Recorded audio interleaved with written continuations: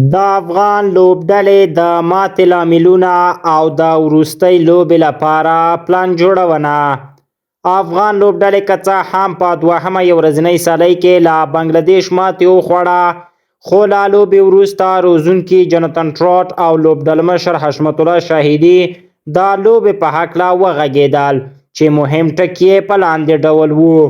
حشمت الله شاهدي اضافه کړه: زموږ د بایللو عمده لاملونه په وروستیو 5 اورونو کې سیالو لوبډلې ته ډېرې منډې ورکول، په ویکټ نه درېدل، د ملګرتیا نه جوړېدل او په دوهمه پاڼۍ کې د ویشتنځای سختوالی یاد کړل. د دغه څلورو عمده دلایلو ترڅنګ د افغان لوبډلې فیلډینګ هم په کافي اندازه ستونزه درلوده چې له توقع زیاتې منډې سیالې بنګلادیشي لوبډلې ترلاسه کړې. بنګلادیش یو له هغه آسیایي لوبډلو ده چې افغانستان ورسره په نړیوال کرکټ کې ډېر زیات لوبېدلی. د افغان لوبډلې له ډېرو کلیدي لوبغاړو سره بلد دي او په درېیمه لوبه کې د غوره مقابلې لپاره د افغان لوبډلې غوره پلانینګ د بریا لپاره ډېر ضرور ده.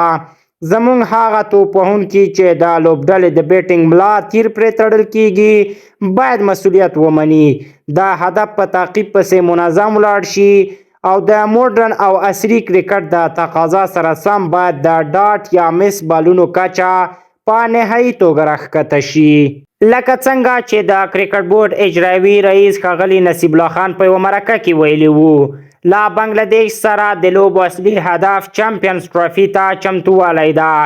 خو له دې وروستیو لوبو چې معلومیږي نو د افغان لوبډلې اصلي او مهم لوبغاړي ورځ تر بلې خراب لوبیږي او د کرکټ د مینوال لپاره هم یو بد خبر ده.